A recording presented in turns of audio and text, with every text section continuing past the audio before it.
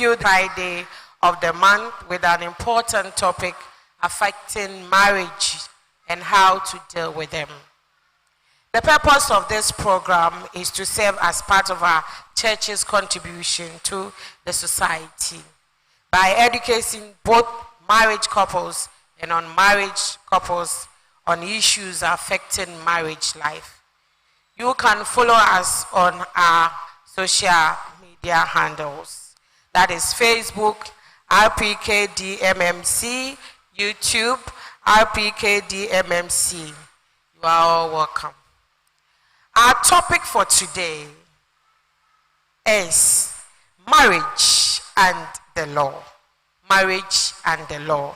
We want to know what the law says about our marriage in Ghana. So marriage takes place in our churches every day, what we call wedding. The question is there anything like wedding in our laws? What is the law saying concerning marriages in Ghana? These and many more is what we are coming to discuss on today's program. So, without wasting much time, I would want to introduce my guest here, a very beautiful woman, gorgeously dressed. You can see she's so beautiful, and she's prepared to give us the take on today's topic. Our mama here, her name is Judge Ellen Ofei Aye. I hope I'm right. Yes, and she's a circuit judge and married with 3 children and a member of Fountain Gate. Apo Mami, you are welcome to today's program. Thank you very much. Thank you so much for honoring our program. So, let's set the ball rolling. Yes. What is marriage? Yes. Before I start, I wish to say thank you very much for giving me this space to also reach out to brothers and sisters wherever they are and educate them one way or the other in understanding marriage and what it entails under the law. So the question is, what is marriage? And I'm limiting myself to the law. God instituted marriage. I'm not going in that direction. Okay. I'm looking strictly at what the law says in respect of marriage. Okay. So marriage, generally, we all know what marriage is. We have an idea. Marriage is a union between a man and a woman. It can be between families. But we have 3 kinds of marriages. I want to just brief you a bit. We have the marriage under the ordinance, and that is what most of us know as the church marriage or the court marriage. Okay. We also have customary marriage under custom, what you know as engagement. Okay. We also have Mohammedan marriage. So these are generally the kinds of marriage. But I'm limiting myself to what we know. That is marriage under the ordinance, the church one, the court one, and the customary one, the one called by most of us as engagement. Okay. The engagement is the customary. That's the customary marriage. The use of engagements is a Ghanaian thing. Okay. But don't look at it in the way the whites look at it. Okay. It's the way Ghanaians call customary marriage as engagement. Okay. So, first let me talk about marriage under the ordinance. Okay. Which is what you and I know as the church marriage or the court marriage. It's a union between 2 people, a man and a woman. To the exclusion of all others. A man and a woman. Not a man and a man. No, or a man and a woman. A man and a woman. No other person. Just a man, one woman. Okay. Under the ordinance. Okay. So, and that's that form of marriage is governed under law. There is a specific law. And that law is known as the Marriage Ordinance, or Cap 127. Okay. In fact, that is what governs marriage in the church and in the courts. It's the same thing, but one may choose to have it depending. Some people may want to go to the courts to celebrate that kind of marriage. That is one man and one woman. Others may want to do it in the church. Okay.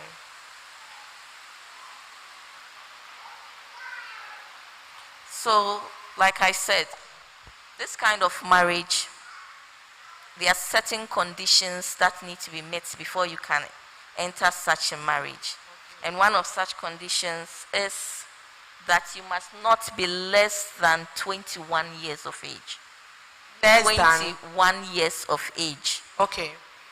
If you are less than 21 years and above 18 years, you will need the consent. You need your parents or your guardians to swear an affidavit allowing you to marry in the church under the ordinance or in court. Okay, so if you are under 21, yes, somebody has to stand in for you. Your parent or your guardian has to stand in for you. Yes. Before you can marry. Yes. Why? But they said when you are 18, you are of age, so you can take decisions on your own. Why should it be so? It's the laws. The law says so. Okay. That between the ages of 18 and 21, if you wish to marry, you need the consent of your father or your mother or your guardian. Okay. And they must swear an affidavit. Okay.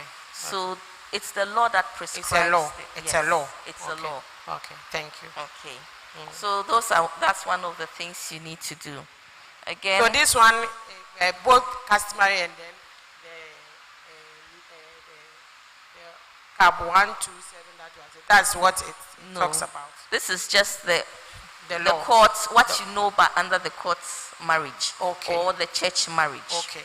But you see, there's nothing really like church marriage, properly so called. It's still marriage under the ordinance. Okay. You can have a church marriage, but it may not be in accordance with the law.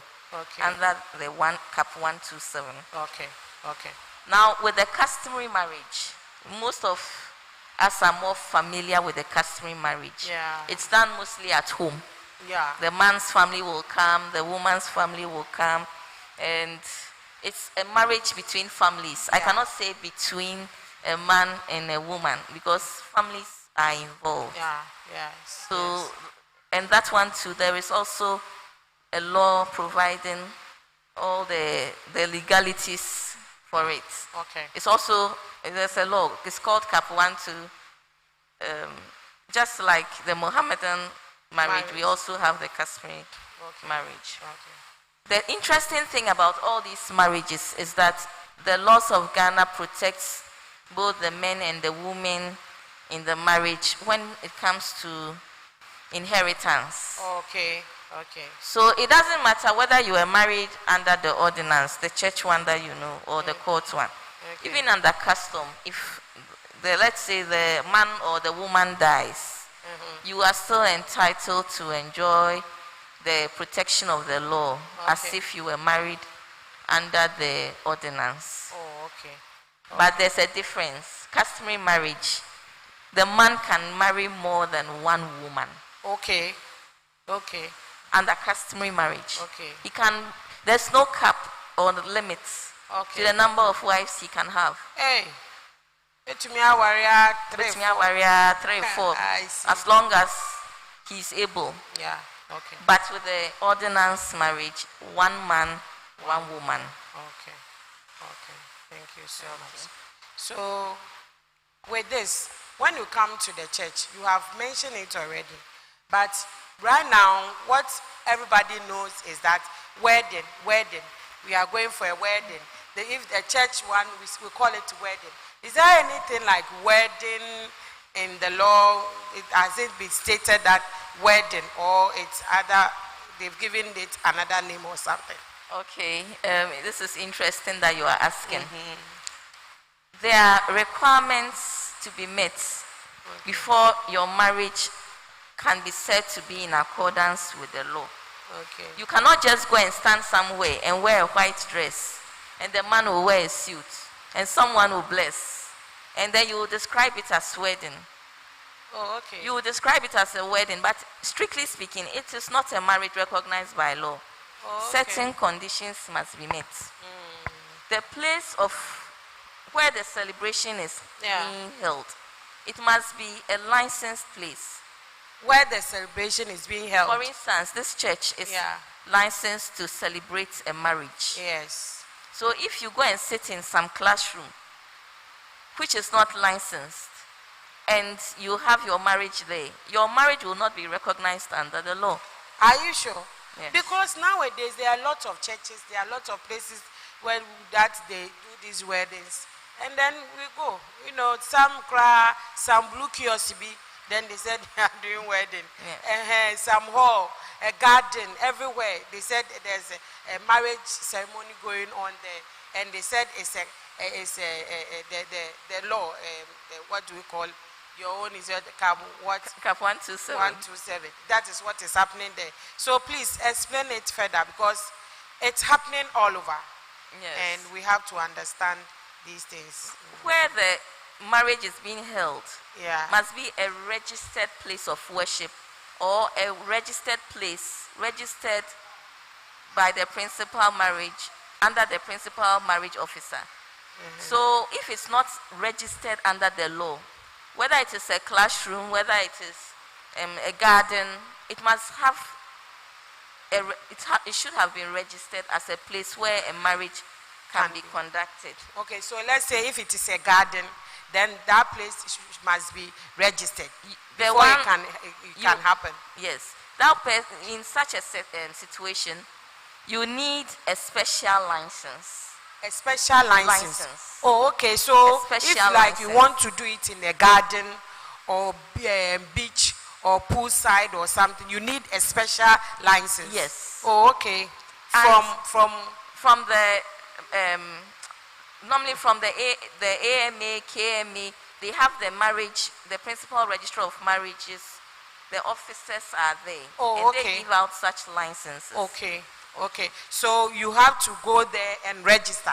You have to get the license to conduct such a marriage. What's the procedure in getting the license? I'll go there, then I'll get it. No, you will not just get it. Okay. You see, the person officiating the marriage, whether it is a pastor, whether it is anybody, must have also a license. Okay.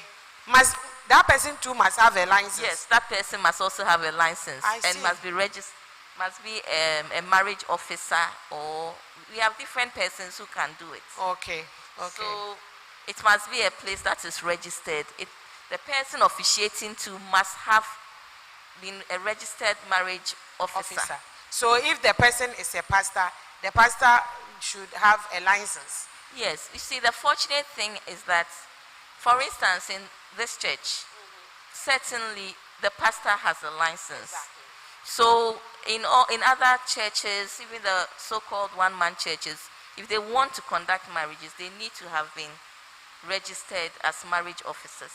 Okay. So when I use the word marriage officers, most of the time it's referring to pastors and priests who officiate marriages in their churches. Okay. So they have been licensed. Okay. So, and one other thing you should notice that such a celebration must happen between 8 a.m. and 6 p.m. Okay, 8 a.m. and 6 p.m. And 6 p.m. So if you go and marry at 5 a.m., it is invalid. Really? Yes. No, wait. Explain to me well. From 8 a.m. 8 a.m. in the morning. In the morning to 6 p.m. 6 p.m. in the evening. Yes. Those are the only times that you could officiate a marriage for it to be validly done. And so those that they did there 7 o'clock, so it's not married. Oh. So like I said, okay, it's not everything that you see with the bride and the groom. It may not necessarily be marriage under the law. Okay. So we have to ensure that we follow those requirements so that our marriages will be recognized by the law. Okay. so that our marriages will be recognized by the law. So you have to do the right thing. The right thing. You have to follow the right procedures. Other than that, your marriage is not a marriage at all. Yes. You are doing your own thing. You are doing your own thing. Okay. You know, in some places, they will give you a certificate that you've married. But it may not be the CAP 127 certificate. Okay. Because those certificates are different. Oh, okay. So you may think you are marrying in a church. For all you know, that church may not have been a registered place under the pastor may not be a marriage officer, properly so called. And it has happened if you look at our history, we have cases where people thought they had married in the church, only to find out later that the marriage was not done in accordance with the law. Wow. So there was no such marriage. So it is important that we follow the requirements of the law for our marriage to have that needed protection by the law. Okay. So it is very, very important for all of us to do the right thing. Yes. Where you want to get married to, ask if the place is registered and ask if the person officiating is a registered member. Because other than that, what you are doing is not the right thing. So we all have to, educate our friends and our loved ones so that they will know, they will do the right thing. And then in marriage registration, is there a secular or irregular, like in a religious setting? So how do we go about it? What I say, like registering it, the procedure to get married in the church. Yes. Because now there are a lot of churches out there, and everybody and its own doctrines. But what the law is saying about this whole thing as to the procedures to follow. All right. You see, when I was discussing, I said the marriage ordinance can be celebrated in the church and at the courts. Yes. So your question is in respect of the church. Yes. With the church, you have to notify your pastor or whoever is in charge of the church at least 4 days before the notice is entered into. There's a book.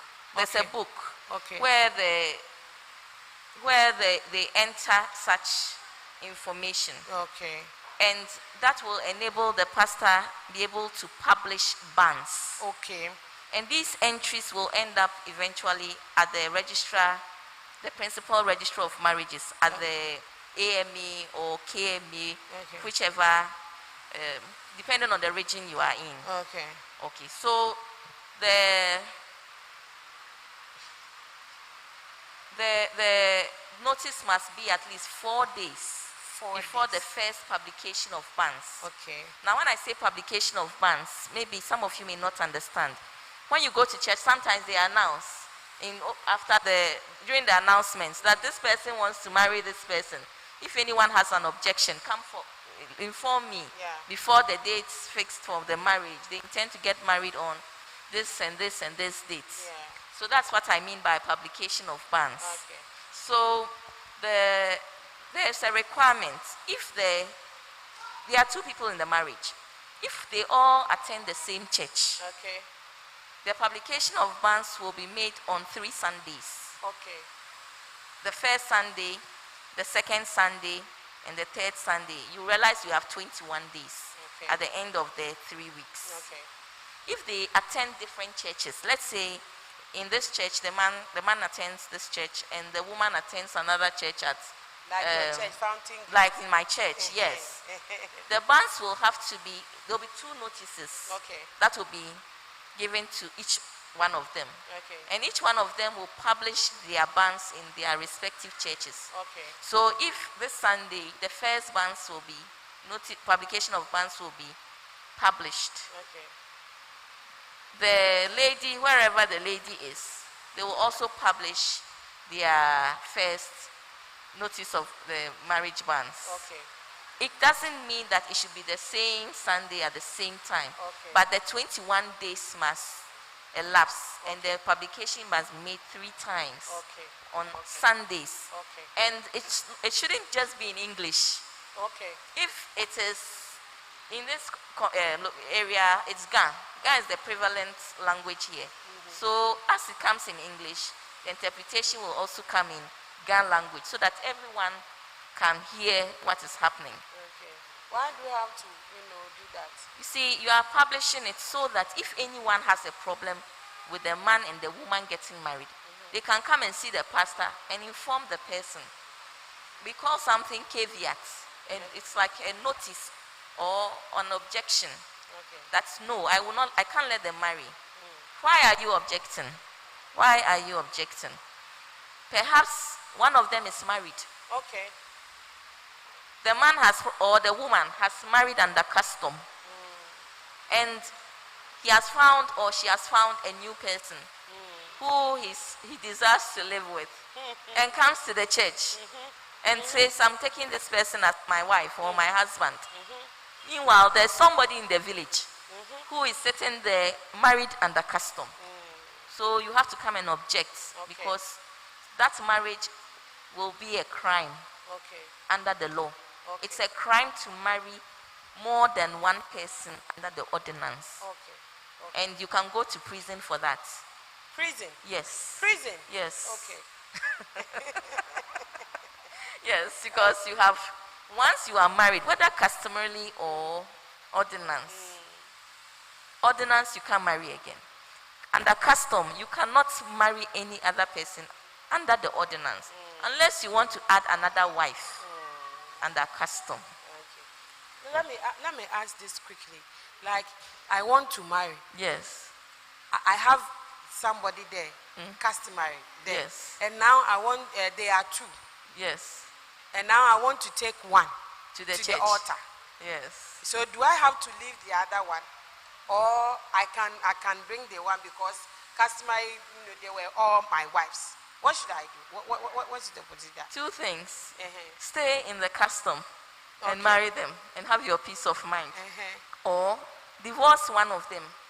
Divorce yes, one of them? Divorce one of them. Okay. And when you finish divorcing that person, you can bring the remaining, the other person to the church. Oh, okay. But if you try bringing the other person to the church, that marriage will not be considered as a marriage under the ordinance because it's one man, one wife. Yes.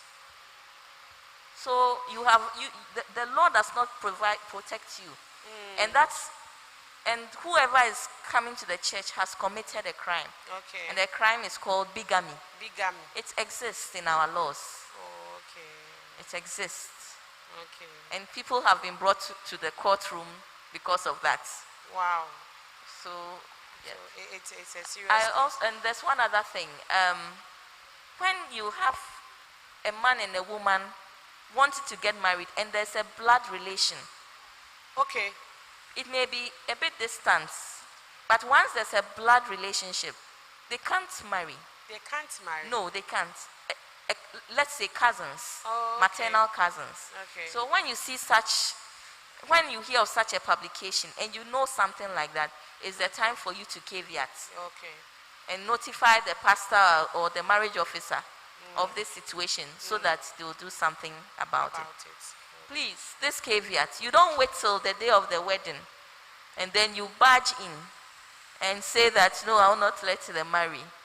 Maybe you didn't hear it early. Maybe you are in Bolga and the thing is being held in Accra here. So you heard it, maybe somebody called you or something. And that day is the day you were able to say, they have to cancel it or?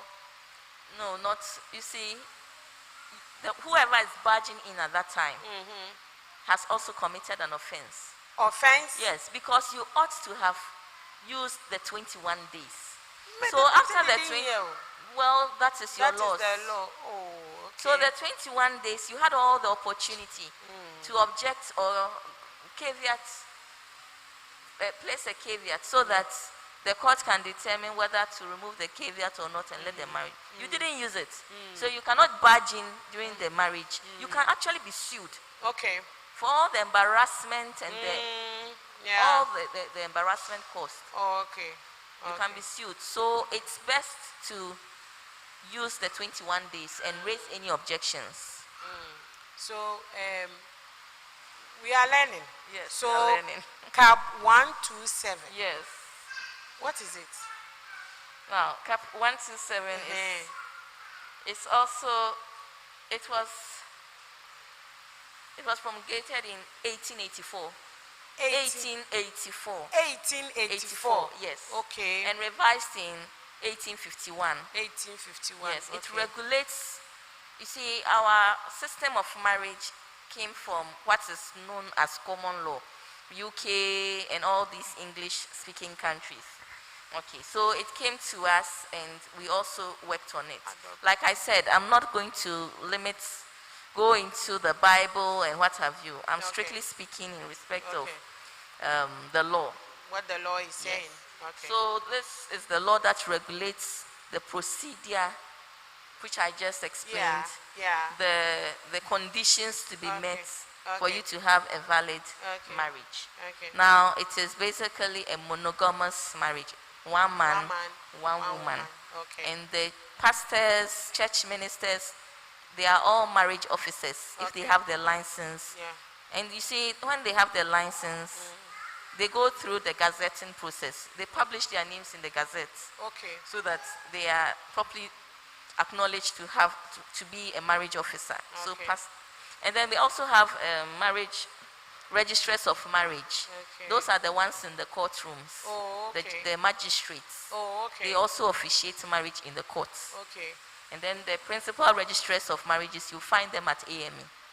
Okay. So those that when they do it in the house, that they come there and then do the officiating, they are the marriage officers. Yes. From the AMA or TMA or yes, whatever. the principal registrar of marriage one of their marriage officers will be sent to come and officiate the marriage under the special license. Under the special license. So, Yes. Okay. Yes.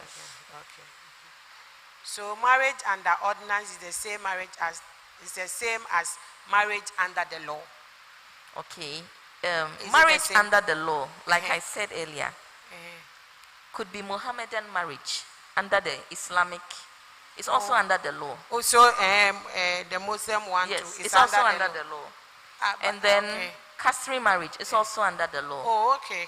And the ordinance is also under the law. Oh, okay. So the ordinance has its own set of laws, which is the Cap 127. Oh, okay. The Mohammedans, they also have Cap 129. It also regulates them. Oh, okay. It's all marriage under the law. Oh, okay. Oh, so all of these are under the law. Okay. But we are limiting ourselves to the Christian, what we know as Christians, the ordinance, and customary marriage, the one celebrated at home. The church. Yes. Yeah.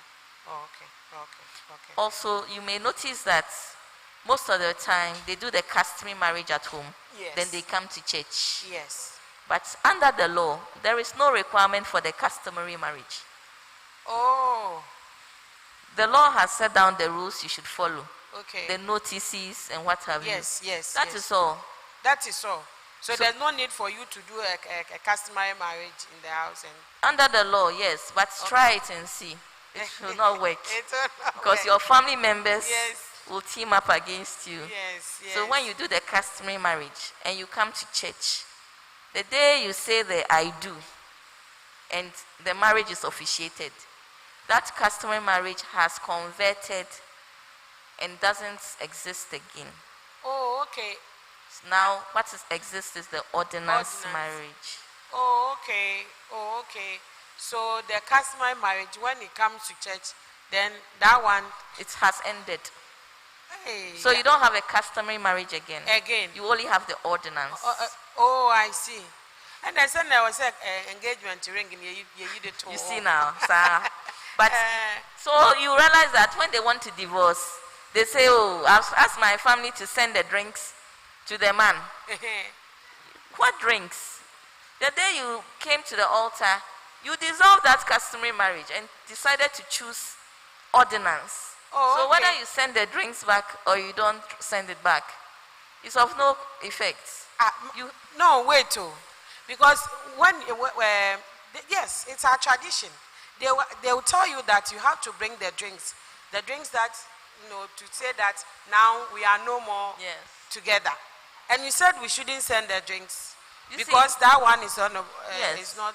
You see, when you married under the customary marriage and you decided to come to church to do the ordinance, the day you had the ordinance marriage, that customary marriage ceased to exist. It doesn't exist again. So, if you send the drinks back, you cannot say you are divorced. You are still married. Hey, you have to go to if court. If I have removed my ring, you ring me worry be ma. I don't know. Me you ring the mouth. Now me the one says you say. Hey sir. Baby cry. Hey sir. So you cannot say Johnson. No. It ended the day you stood on the altar and took those vows. Then you took up a new form of marriage, which is the ordinance. One man, one woman. Oh, okay. So if you want to dissolve one man, one woman, go to the court. Oh, okay. And dissolve that. Okay. If you send the drinks and say, I've sent the drinks, therefore I'm divorced, you've deceived yourself. Oh, okay.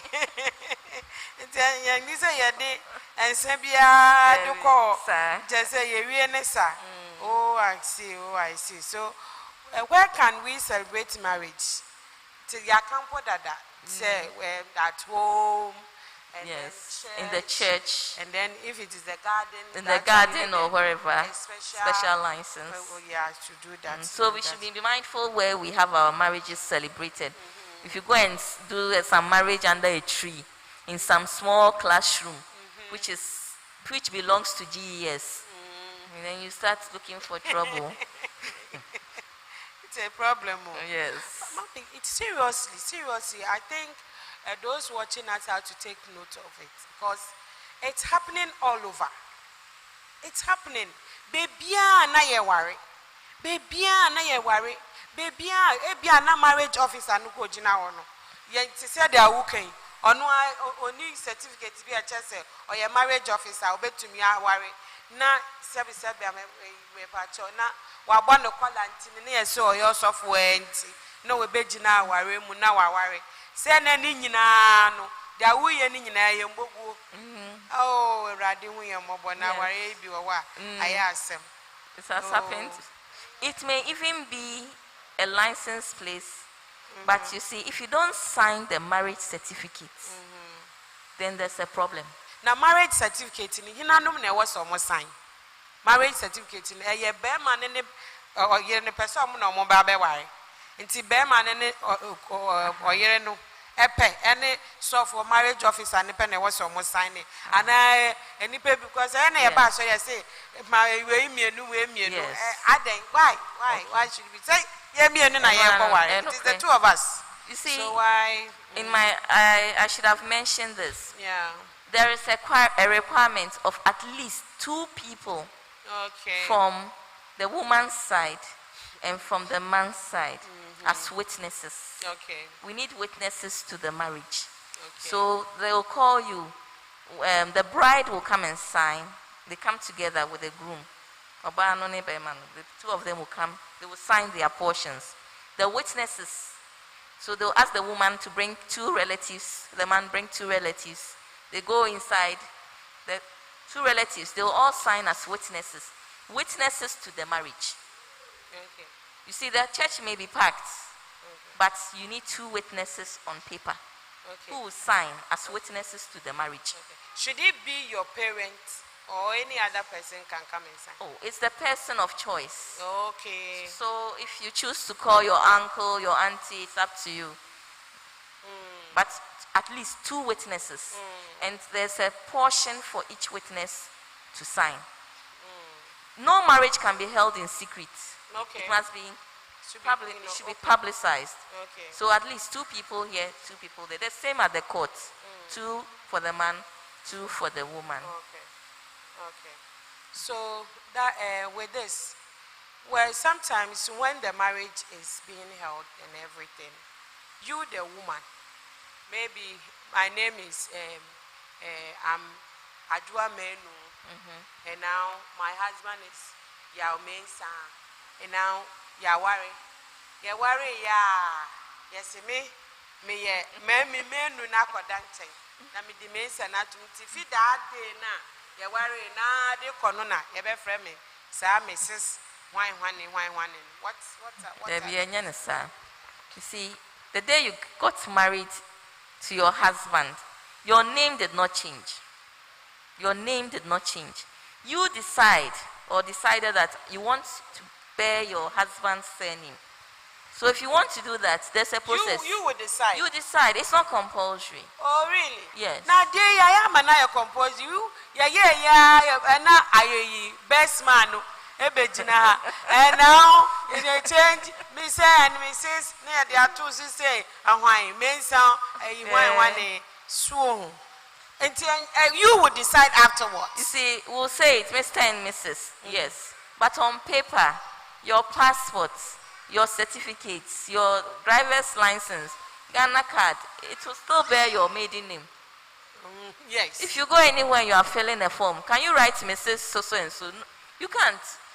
What shows that you have changed your name? Oh, okay. So you have to change your name properly under the law. So we understand. So if you want to change your name, okay, yeah, there are ways of going about it. Okay. But more importantly, you swear an affidavit. Okay. You swear an affidavit, and that affidavit you send it to Assembly Press. Assembly Press, and to be gazetted. Okay. The same way they gazette marriage officers, okay, the same way the name will be gazetted. Oh, okay. The affidavit will state that I, so and so, now wish to be called, of so and so, now wish to be called Mrs. So and so. Okay. Now, a requirement would be your marriage certificate. Okay. They may not request for it, but most of the time they request for it. Okay. So you submit a copy of the marriage certificate and the affidavit. It's called a statutory declaration. Okay. But I don't want to use terminologies today. So just simply put, you swear an affidavit. Okay. And then you submit it at the Assembly Press. Okay. And they will work on it for you. Okay. Within 2 weeks or so, it will be ready. They'll publish it and give you copies of the document. Now, wherever you go, you present it and they will accept it. Okay. Whether it is at the embassy, whether it is at your workplace, controller, and accountant general, you will accept it as your new name. As your new name. So your old name will still be there. Okay. So that whatever documents you are dealing with, whether it bears your new name or the old name, it will still represent you. Oh, okay. Until you eventually change all the documents. Oh, okay. Okay. So it is not that after marriage, no, automatically you start writing Mrs. Mrs. Nobody will even. How there's nothing to show that you have. It is really you. Okay. Yes. I now understand.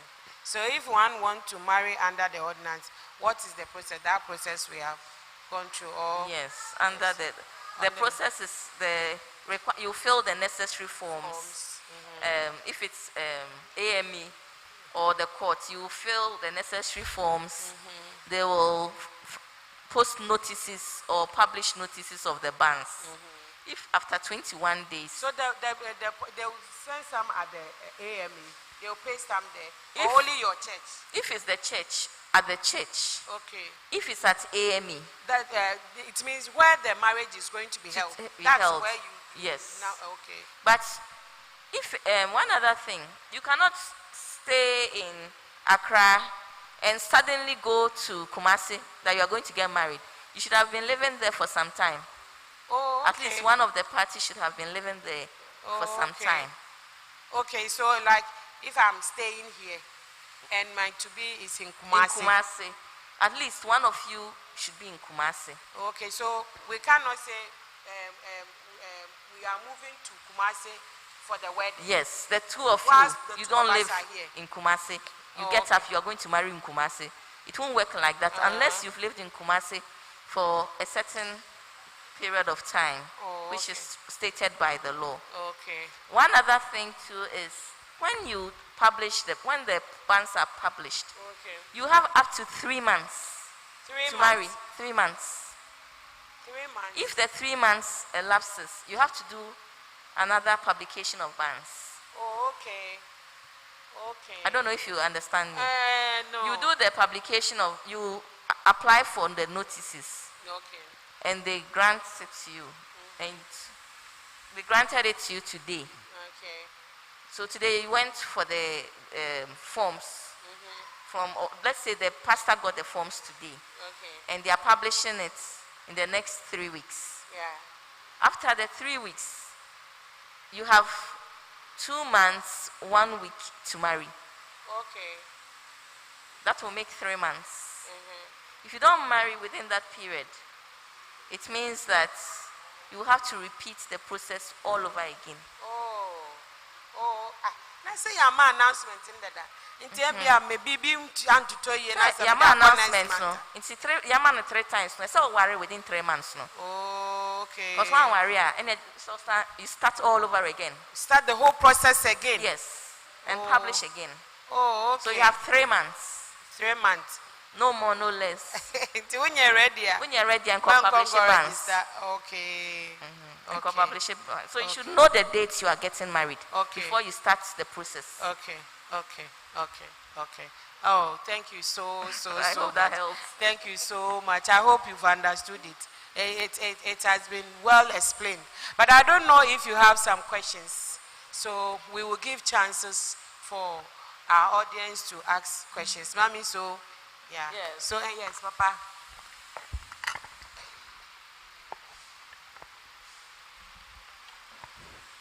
I just want to know one thing in the law that makes marriage in Ghana.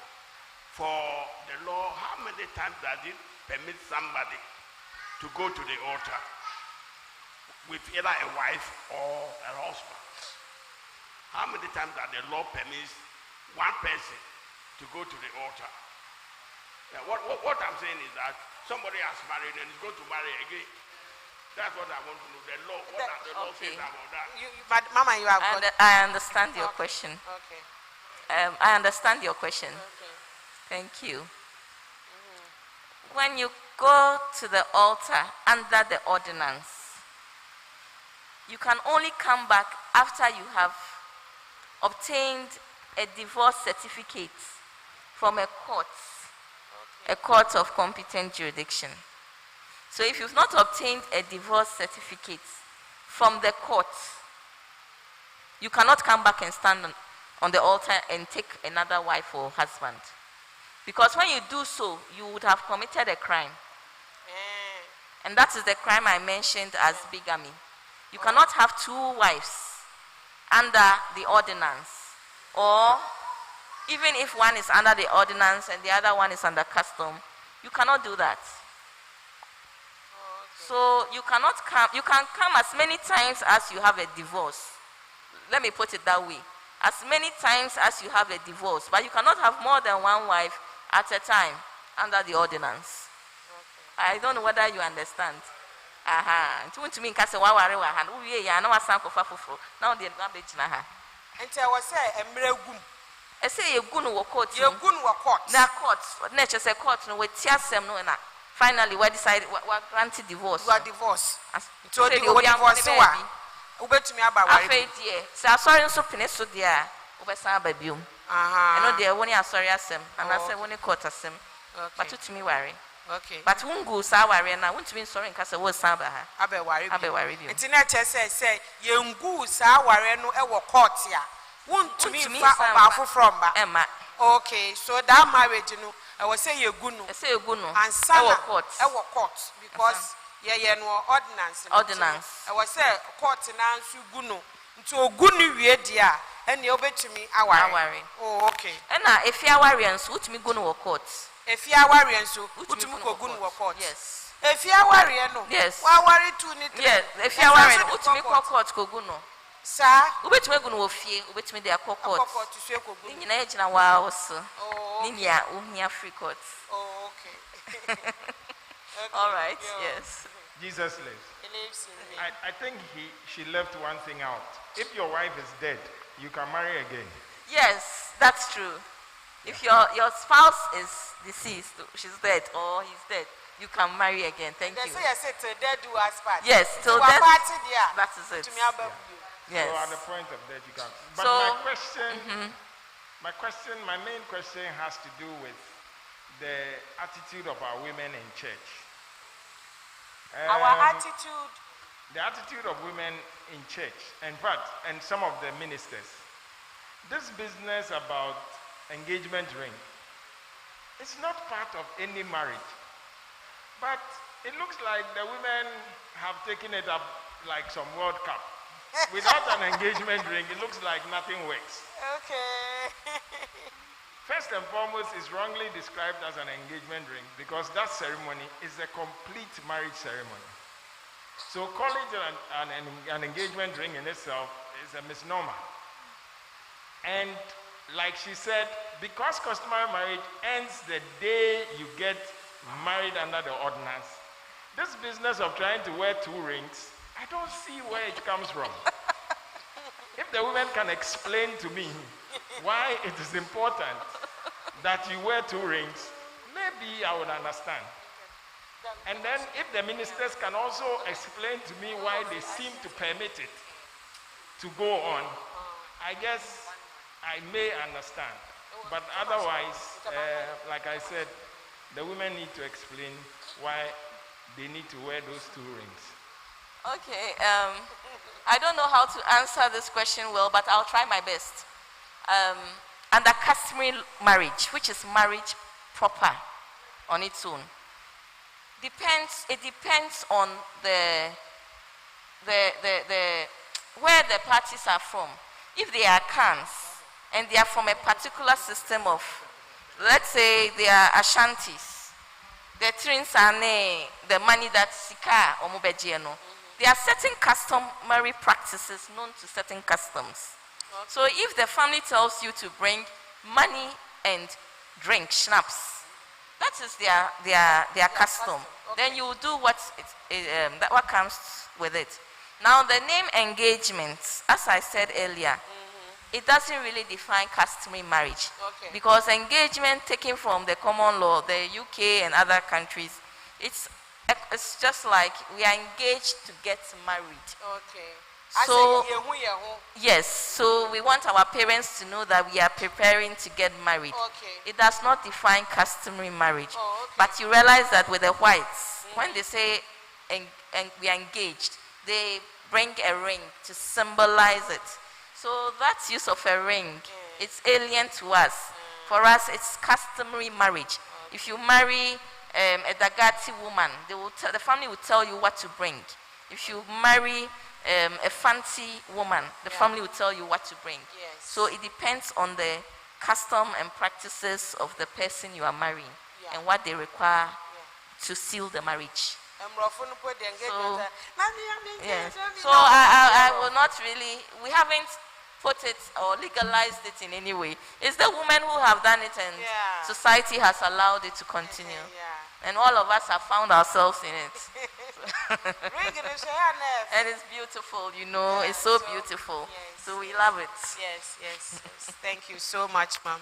Thank you. Yes, Daddy, go on. For George to understand this thing for me very well, I will appreciate it. This engagement we are talking about, just to recognize that the lady and the man wanted to marry. And not most people don't go to the engagement. If the church too agree with me, we have been practicing it in Nungwa in our family house.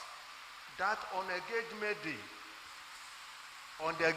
day, the following Sunday, we informed the reverend minister in the church that Bokete and Bole has had an engagement. Because of the absence of so many friends to come, they are coming to bless their wedding in church on Sunday. Then, for the public to know, or the church to know that once the lady has been engaged with a ring, the lady too has to give the man, because if they don't do that, the man don't wear ring, he will go to follow another girl. Because he's not following, yes, but as the lady is wearing a ring, the man or the boy too have to wear a ring. It's just a blessing. But we have made the theme wedding, wedding, wedding. So many expenses, financial loss to the newly married people. Thank you. Thank you very much. You've said it all. I gave you the basics for the marriage. It's very simple. Very, very simple.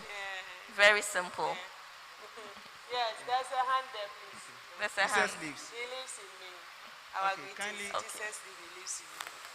I wanted to ask, when can a married woman confidently use her husband's name in documentation?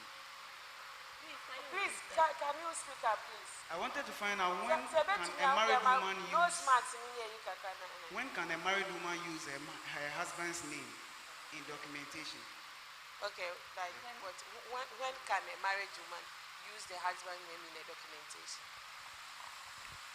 Anytime the married woman, you mean when can the married woman use the husband's name For documentation. for documentation? The Mrs. So and so. You can use that name as soon as you have formalized the change of name Okay.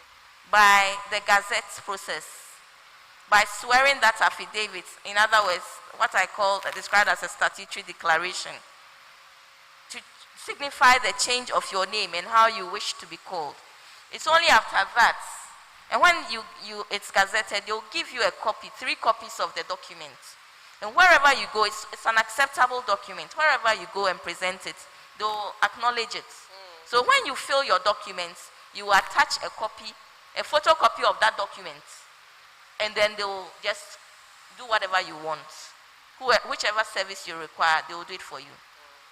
It's very simple. So as soon as you write your name, the new name, Mrs. So and so, you attach a copy of the Gazette documents, a photocopy, because you have only 3.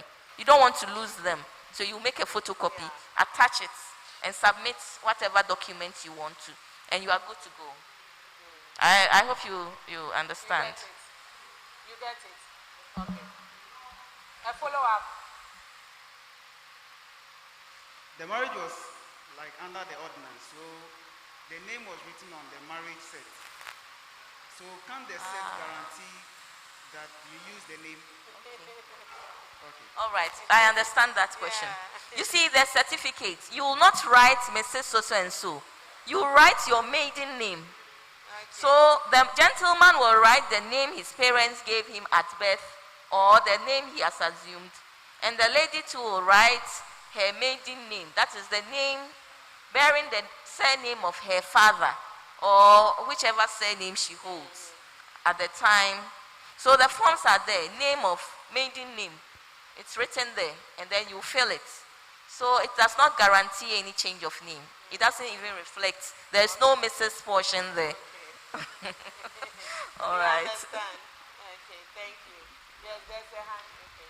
Madam, let me come from where George ends. If we will recollect, in the Bible, Abraham, when he sent his men to go to look for a woman for Isaac, he sent them with goodies and ring to go to identify the lady who they would have asked in marriage for Isaac. So it is something which has been used in time past. Now let me move to my question. Change of name and notices, they come with a cost. So we have to inform people that when you are going to change your name, you would bear in mind that you are going to pay to change the name. When you are going to register at the district assembly for your marriage, it comes with a cost. Now, the other question I want to ask is that, when do we announce in church for the notices? Do we have to wait for the AMA to finish their 21 days before we come to the church? Or once we go to AMA and we go to sign the documents, we come to tell our church, inform our church for them to start the announcement?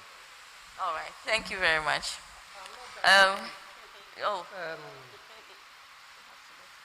The other question.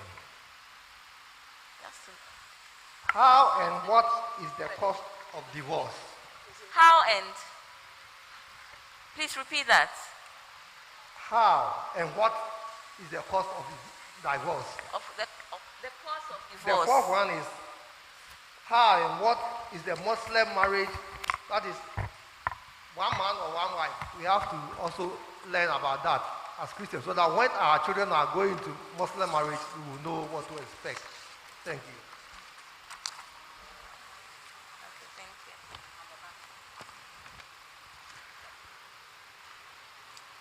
Okay, so I'll start with your first question. If my memory serves me right, you were asking about the 21 days notice. Now, when I was making the presentation, I said that you could marry under a marriage officer, that is a church minister, or under the registrar of marriages at the AME. They are separate entities, but they all celebrate marriage under Cap 127. If you choose to go to the AME to celebrate your marriage or to marry at the AME, the 21 days notices will be posted at AME. It will not be posted at the church. And you will go and sign the documents and say whatever needs to be said at AME. Whatever you come to do in church later on is of no consequence. It's different. You decided to marry at AME. So if you came to church weeks afterwards in white dress and what, it's just a presentation. Okay. You've already married at AME. If you choose to marry in the church under the marriage officers, that is the church ministers, under a church minister's hand, the publication will be made for 21 days, but in the church it's 3 Sundays. You see, the 3 Sundays will cover 21 days. So 3 Sundays during church service, it will be, and the marriage banns will be published. First Sunday, the second Sunday, and the third Sunday. You don't go back to AME and publish another set of bans. Okay. The law gave you options, whether you want to celebrate it in church or at AME. You either you choose the church or you choose AME. Now what I realized is that some of the churches, the pastors don't have a license, and they know.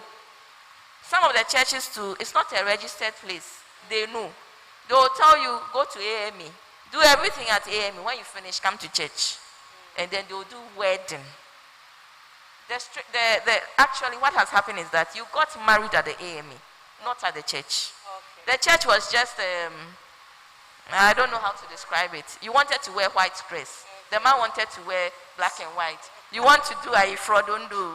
So you came to church, but strictly speaking, you married at AME. Particularly when the pastor or the church is not a place for celebration of marriage. That's what happens. I hope that you had a second question for me. Yes.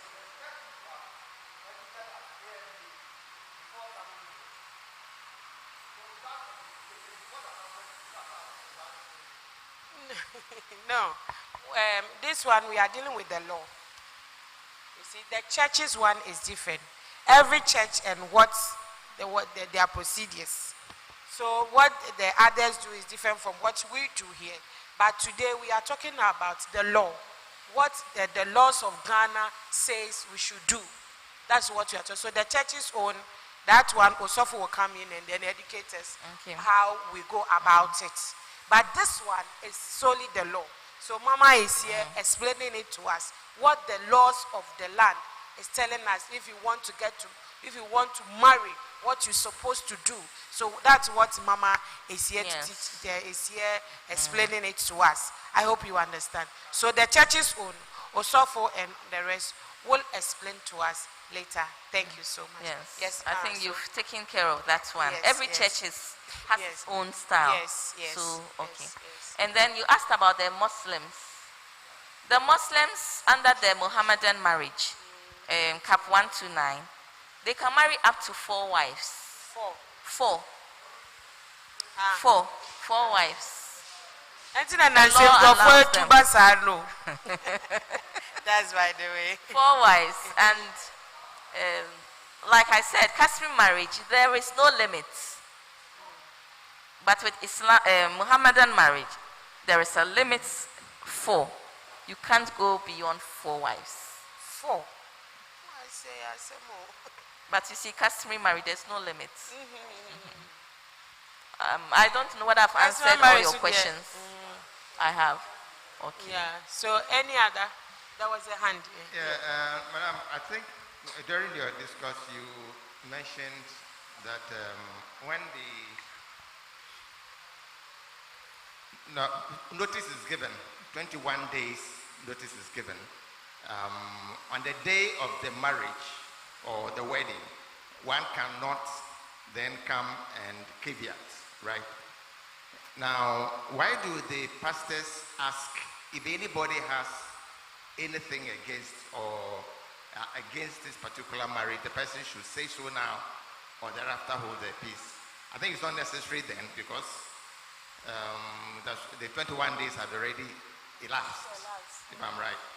Yes. In fact, it baffles me. It's a very dangerous thing to do, to ask at that point. What if somebody just decides to raise an objection at that point? It will bring so many, it has legal implications. The 21 days has elapsed. There is no requirement for the pastor to ask, this is the last time, if you have any. It's unnecessary. It's unnecessary. It shouldn't be done. And they even ask the two, what do you call it, the couple, if you have anything to say before the officiate, when the 21 days has elapsed. So should we stop them therefore? I think if it's the couple, maybe they may change their mind. Maybe they don't want to marry again. One of them has decided, no, what am I doing?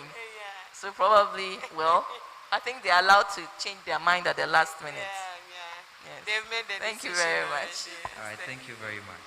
I have some few questions also to ask. Few questions. Yes. Oh, okay, I can Yeah, see sure. that. Okay. It's in the notes. All right, so the first one I want to know, I think during the presentation, she mentioned that if you want to get married, at least one person should stay at where the wedding would happen.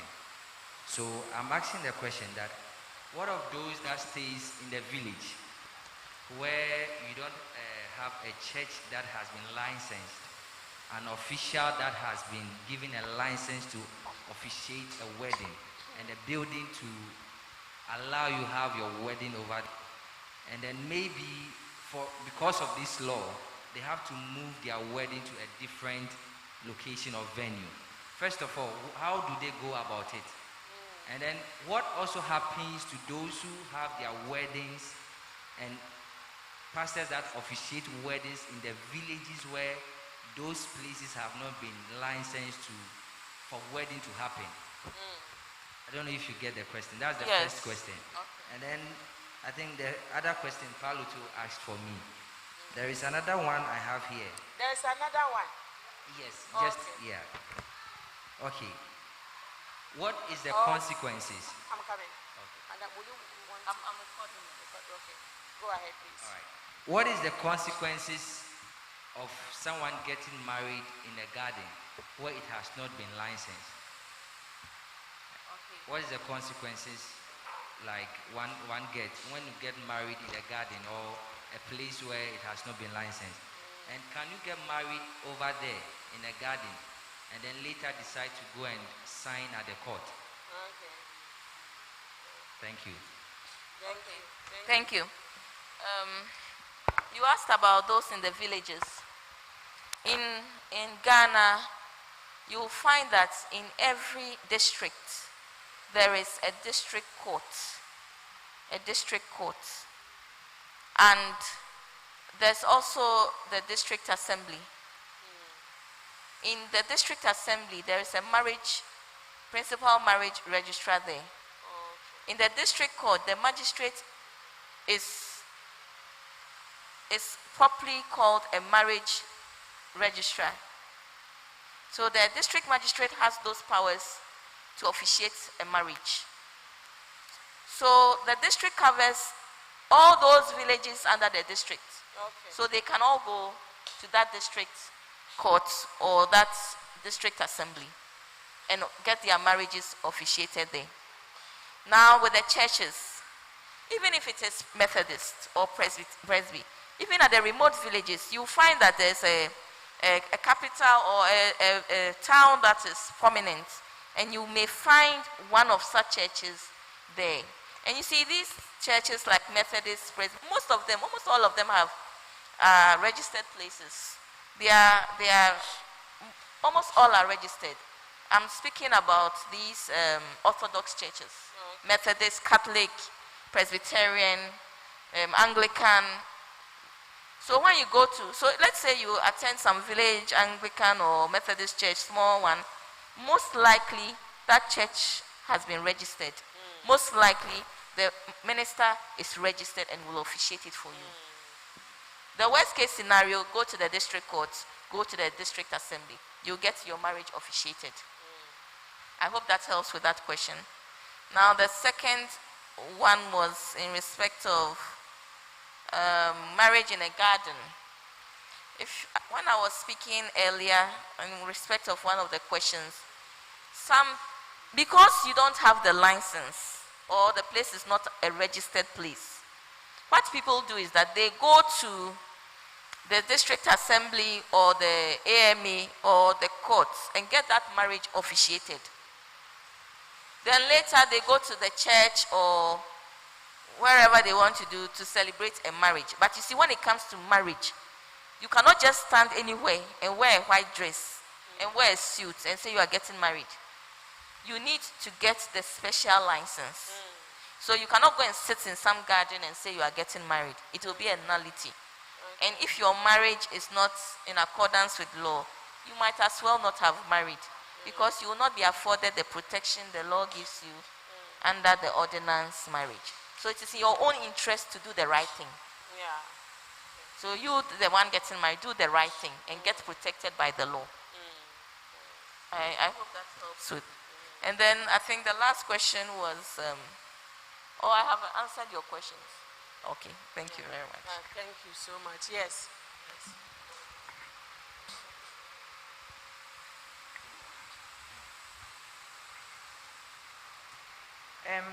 I've learned a lot this evening, but I want some clarification on customary marriage. Does that mean that after the traditional marriage is done, both couples are protected under the law without signing any documents, or they really have to go to the court to sign something again? That's what I want to get clarification on.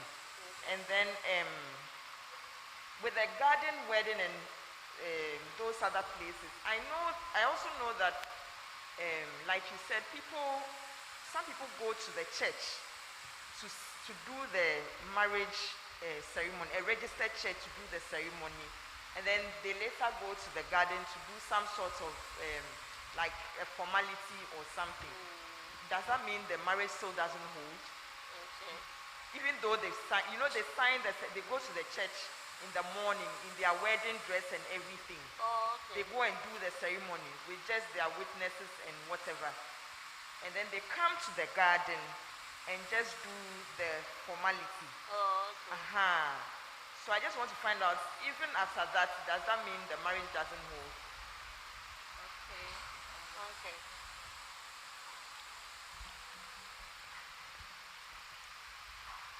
So Yes, I'll answer that in a second. The first question, the registration of customary marriage. You may choose to register your customary marriage. The law allows for it. It's more of registering it. Just like the Mohammedan marriage, you may want to register it.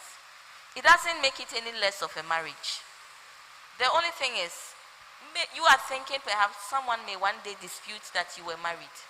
So you want it to be registered. You may also choose for it not to be registered. As long as you are recognized by both families to be married, it's marriage. And both families have agreed, and you've agreed to live together and marry, it's marriage. Both sides. When one person loses a relative, you go and perform the necessary insuyers and all those things. It's marriage. But the registration is for records keeping. Let me put it that way. Let me explain why. For instance, let's say worst case scenario, you lose your spouse and you want to obtain documents to enable you to deal with his property.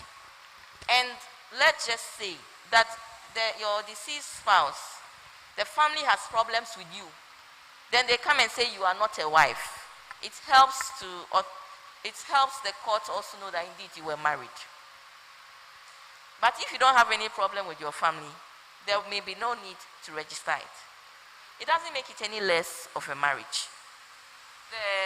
So that is where the registration comes in. That when you go to AME, they'll register it for you.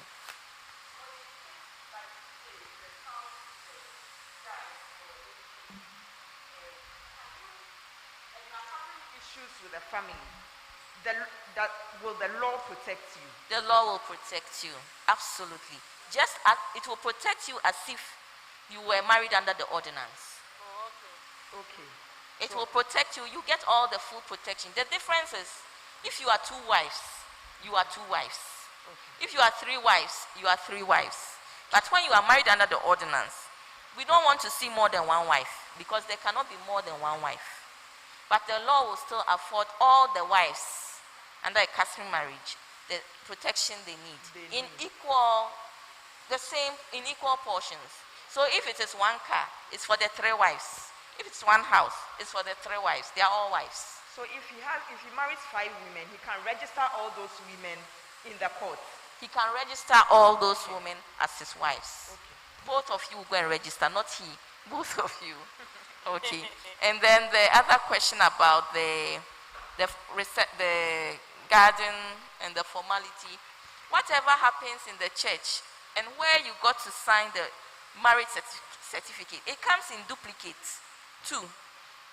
It's normally green and white or blue and white, depends on where you got it from and which assembly or which metropolitan assembly you are coming from. Okay, so once you get to sign it and the witnesses sign it and you follow the laid down procedure of the law, you are married. If you want to join your friends and go and sit at the beach and wear your white dress and dance all night long, it's just the reception or the party or whatever. The marriage has happened already. So those are just... I hope I've helped you with that. Okay. Please, I want to ask you a question.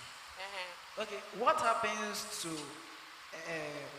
one of the people who are coming into the marriage, assuming one has a property before he came into the marriage?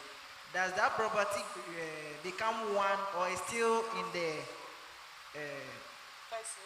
the person's name? Okay. And also, what happens to the property, assuming one spouse is a house like stay at home and one is working, is making the money, and a divorce happens, will the person who is working walk away with all the property, or they will share? So these are the 2 questions I want to get clarification on. Okay. These are whole topics on their own. Anyway, let me help you. Before you marry, every property you have is yours. So if you have a house, before you married, it's yours, solely yours, just yours. Now, if you get married and you start acquiring other properties and there is a divorce, the court will look at, you see, the case law, there are so many cases that have changed it has changed the way the courts deal with these things. The Constitution has allowed for jointly acquired properties to be shared 50-50. So when you marry and you start acquiring properties, and let's say your wife is a housewife and the gentleman is working, the housewife is also working. So the law will see the housewife as work. She's keeping your bed warm. She's ensuring that you have the food and nutrition to be strong and healthy. All of that will be taken into consideration. And the court will determine what portion to give you out that is equitable in respect of the parties. So the court will equitably distribute those properties. So you cannot say that because she's a housewife, she has no share in it. Well, she cooked for you, she washed your clothes, she bore children for you. It's all work. And we cannot say we are looking at how much salary you would have given for such a job. So the court takes all that into consideration and equitably distributes the property. I hope you understand. But it does not include properties that you inherited from your parents. So if you inherited a house from your father and you marry, that wife of yours cannot later say in a divorce that she wants a portion of that property. Oh, sir. No, it is your father who you got that property from your father. It's yours. You marry the person.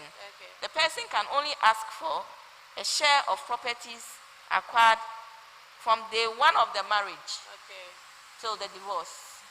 So not before. Day Okay. one of the marriage to the divorce, and not before.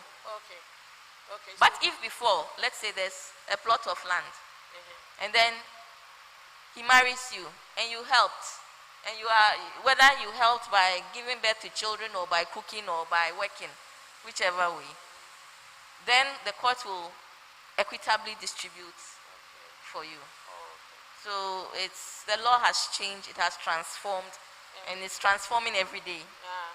Yes. Okay. Thank you I hope so Ada much. sorts that.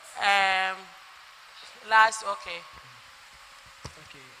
Please, kindly, with the greatest respect, would you encourage prenuptial agreement according to what our brother just said?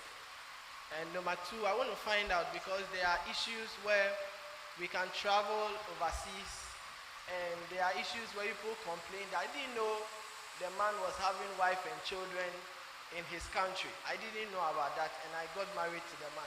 So I want to find out that in such cases, what would be your advice? Is the law binding that it resists you even when you go external, beyond your country? So maybe I've traveled to the United States, I've moved from Ghana, and their law permits gay rights and other things. So by my dual citizenship, I can also participate in their law systems, where the church cannot hold grip over me. So I want you to advise on what you can say candid about such cases. Okay, thank you.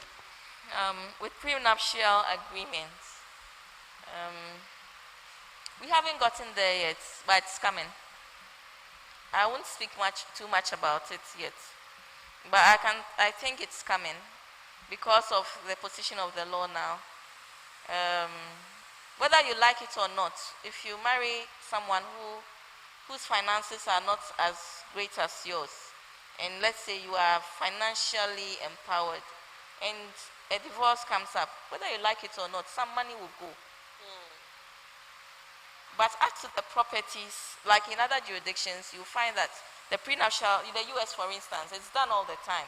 So that that's a very wealthy man is marrying a young lady, and he thinks that he's fearful of divorce and what she would take away, because it will be shared. In fact, he may be kicked out of the house.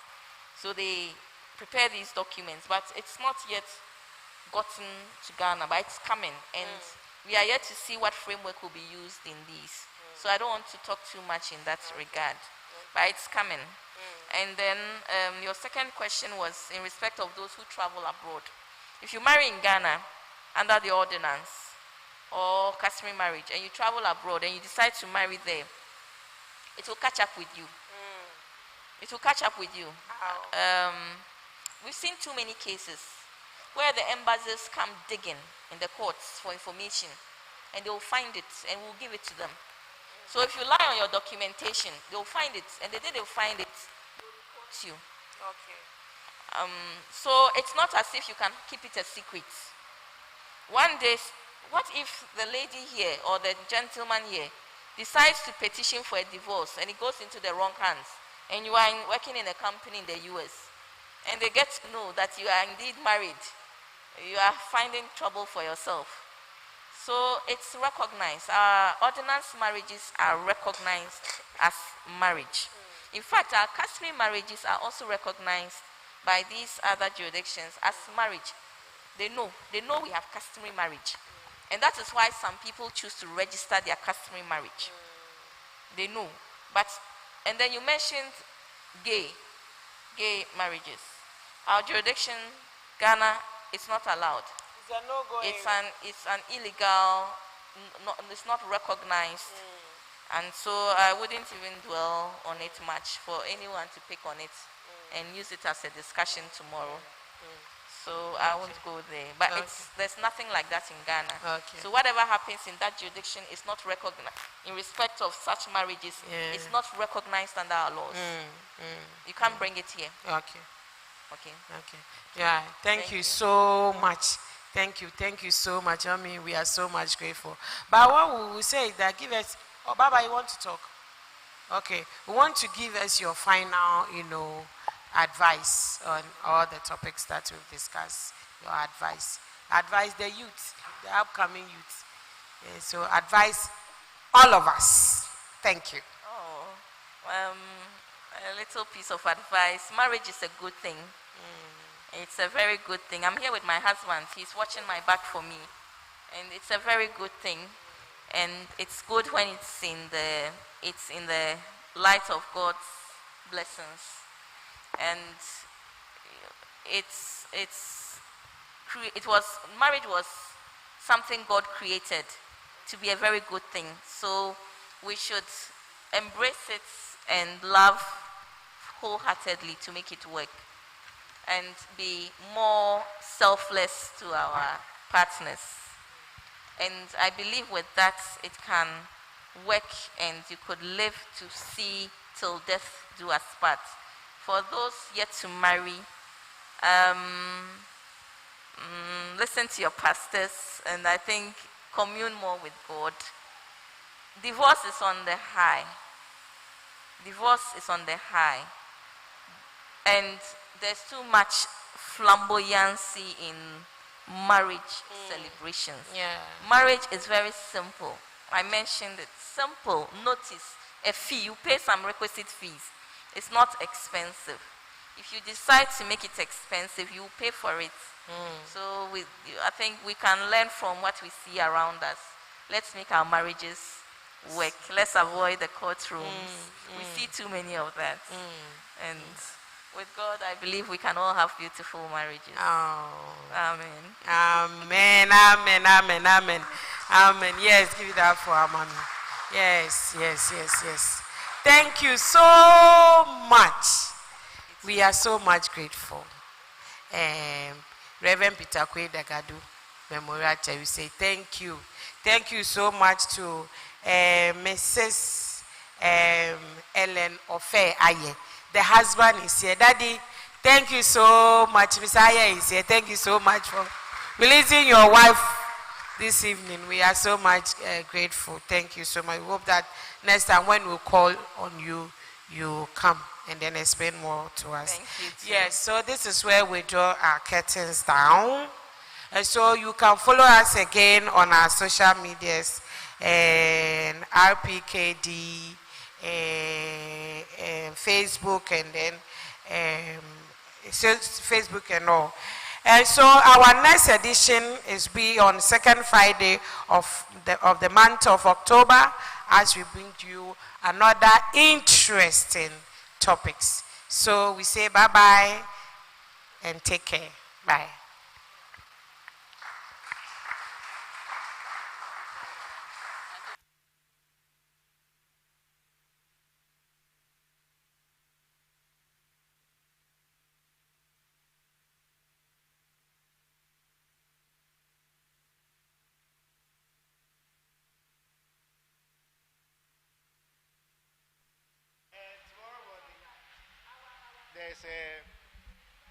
All right. No, tomorrow morning, I'm reminding ourselves of a burial service.